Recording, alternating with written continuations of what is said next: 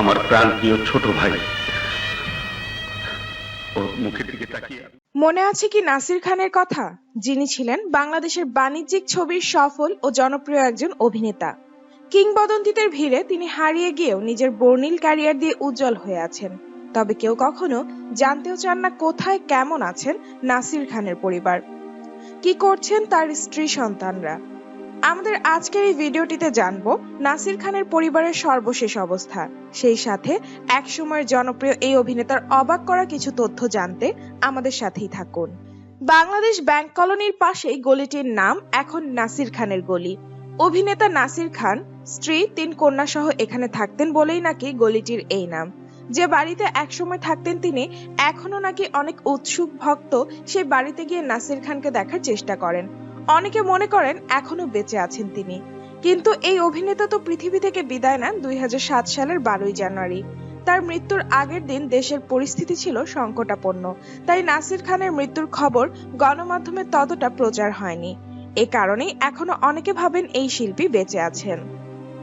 তাছাড়া কোনো ব্যক্তি বা প্রতিষ্ঠান আলাদা করে নাসির খানকে স্মরণ করে না বলেও তার না থাকার কথা জানে না অনেকেই। এই অভিনেতা পরিবারের কাছ থেকে জানা গেল, এফডিসিতে মিজু আহমেদের উদ্যোগে একবার স্মরণ করা হয়েছিল নাসির খানকে। তাছাড়া আর কেউ কখনো তেমনটা স্মরণই করেনি নাসির খানকে। চলচ্চিত্র পাড়ার কেউ তার পরিবারের খোঁজ খবরও নেন না। নাসির খান 3 কন্যা সন্তানের বাবা।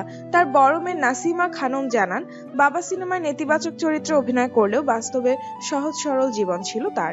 সবার খোঁজ খবর রাখতেন, নিজের কাজটাকে ভালোবাসতেন। নাসির খানের মৃত্যুর সময় ছোট মেয়ে মহিমা খানমের বয়স ছিল মাত্র 1 বছর। মহিমা জানালো, টিভিতে বাবাকে প্রতিদিন দেখছি, কিন্তু বাবা বলে ডাকতে পারছি না। এটা আমার একটা চাপা কষ্ট। চলচ্চিত্র পাড়ার কেউ তাদের কোনো খবর না নিলেও তাদের কোনো আক্ষেপ নেই বলে জানান। মারা যাবার 1 যুগ পরও যে তাদের বাবাকে দেশের মানুষ ভালোবেসে মনে করেন, তাতেই তাদের গর্বের কমতি নেই। সব মিলে মোটামুটি ভালোই দিন কাটছে তাদের। এর আগে নাসির খান 1958 সালে 17ই সেপ্টেম্বর বরিশালের অন্তর্গত বর্তমানে পিরোজপুরের মঠবাড়িয়ার রাজাপুর গ্রামে জন্মগ্রহণ করেন। তিনি যেখানে জন্মেছেন তার সম্মানে জায়গাটিকে বলা হয় নাসির খানের গলি। পড়াশোনা জগন্নাথ কলেজে হিসাব বিজ্ঞানে কম। ছাত্র জীবনে তিনি জগন্নাথ কলেজের ছাত্র সংসদের কার্যনির্বাহী সদস্য ছিলেন। এরপরই নাসির খান ক্যারিয়ারের শুরুতে মঞ্চে কাজ করেছেন, তারপর চলচ্চিত্রে আসেন। মঞ্চে অভিনয়ের কারণেই পেশাদার অভিনয়তা জানতেন। প্রথম ছবি চোর মুক্তি পায় 1985 সালে।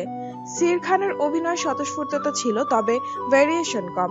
ডায়লগ ডেলিভারি একইভাবে দিতেন, তবে তার ভরাট কণ্ঠের কারণে ডায়লগ ডেলিভারি দর্শককে আনন্দ দিত। নাসির খান প্রধানত খলনায়ক। বাংলাদেশের বাণিজ্যিক ছবিতে খলনায়কদের কথা বললে তিনি অবধারিতভাবে আসবেন। অনেক ছবিতে খলনায়কের অভিনয় করেছেন। মূল খলনায়কের সহকারী ছিলেন সবচেয়ে বেশি। নিজে মূল খলনায়কের অভিনয় করেছেন এরকম কিছু ছবি: বালিকা হলো বধূ, পাগল মন, মায়ের অধিকার। খলনায়ক হিসেবে হাঙ্গর নদী গ্রেনেড ছবিতে স্বাধীনতা বিরোধী রাজাকারের চরিত্রে ছিলেন। সুচরিতার মুক্তিযোদ্ধা সন্তানদের ধরিয়ে দেওয়ার জন্য উঠে পড়ে লাগে। গ্রামের মানুষ তার ভয়ে ততস্থ থাকত। ক্ষুধা ও সাক্ষী প্রমাণ ছবিতে খুব স্টাইলিশ খলনায়ক ছিলেন। ভয়ঙ্কর পেশাদার খুনির চরিত্রে ছিলেন বেনাম বাদশা ছবিতে। পজিটিভ চরিত্রে খুব কম অভিনয় করেছেন। পজিটিভ চরিত্রে একটি ছবি ছোট্ট একটু ভালোবাসা। অভিনয়ের পাশাপাশি নাম লিখিয়েছেন পরিচালনায়ও। 1997 সালে পরিচালক হিসেবে তার 2টি ছবি মুক্তি পায়। প্রথমটি অমর নায়ক সালমান শাহর স্বপ্নের নায়ক, অন্যটি ইলিয়াস কাঞ্চনের একজন বিদ্রোহী। নাসির খান দীর্ঘদিন বাংলাদেশ চলচ্চিত্র শিল্পী সমিতির কার্যনির্বাহী সদস্য ছিলেন সর্বাধিক ভোটে। 2007 সালের 12ই জানুয়ারি তার মৃত্যু হয়। প্রিয় ভিউয়ার্স, মনে পড়ে কি নাসির খানের কথা, নাকি ভুলে গেছেন? আপনার কাছে কেমন লাগতো তার অভিনয়? কমেন্ট করে জানিয়ে দিন এ নিয়ে আপনার মূল্যবান মতামত। সেই সাথে জানাতে ভুলবেন না নাসির খান অভিনীত আপনার দেখা প্রিয় যে কোনো একটি সিনেমার নাম। ভিডিওটি ভালো লেগে থাকলে অবশ্যই একটি লাইক দিন ও শেয়ার করুন। আরো এমন হারিয়ে যাওয়া তারকাদের নানান অজানা তথ্য জানতে আমাদের চ্যানেলটি সাবস্ক্রাইব করে আমাদের সাথেই থাকুন।